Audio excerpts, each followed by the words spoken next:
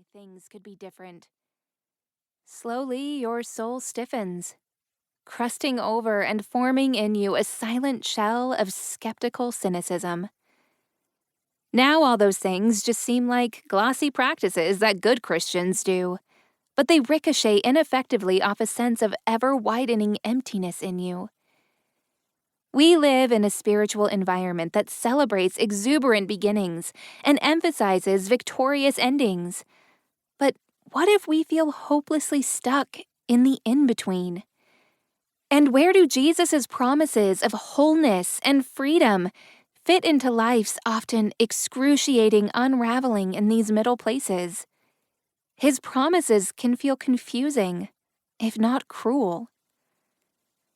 I am a Christian who wholeheartedly believes in Jesus, but I've often doubted if the healing unleashed by his scarred and broken body runs deep enough to heal the scarred and broken parts of me.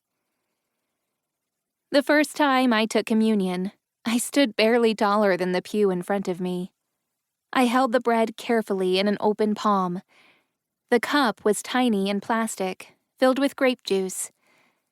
As I partook, head bowed, I also held a deep-seated belief internally, an untainted narrative knit into my thinking that shaped my perception of reality.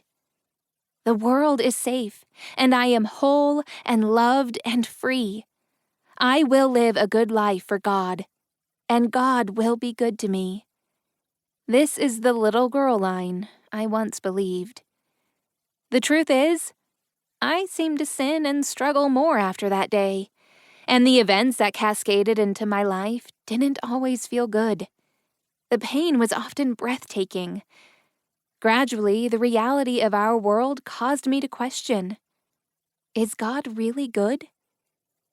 The bread and cup slowly felt less personal, less weighty, less final, less full of wonder and forgiveness and promise, less reminiscent of Jesus' sacrifice, and more like bleak reminders of healing and freedom detached from my reality. Was something wrong with me? Slowly, my little girl perception of God, myself, and how the world was supposed to be fissured and cracked, and then shattered completely.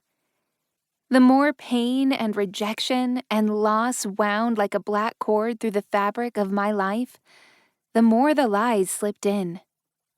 Those tugging whispers of sin and shame yanked the grace right out of my soul. Christ's sacrifice didn't really work. You're not truly free. God's grace doesn't apply here.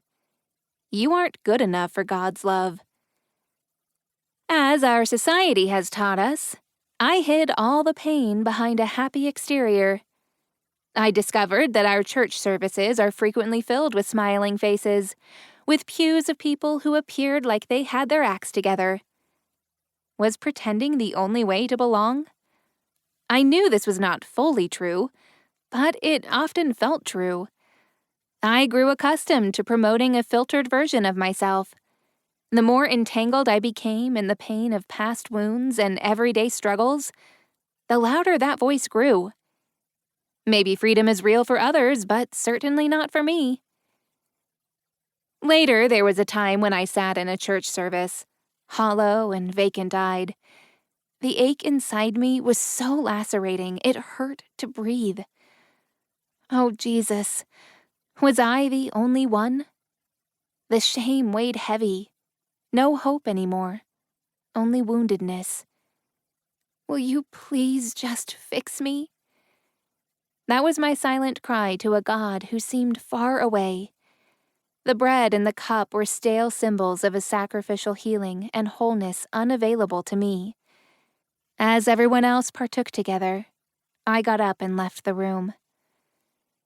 If you've ever struggled with these questions, if you've ever felt stuck or confused or deeply alone in your faith, this book is for you.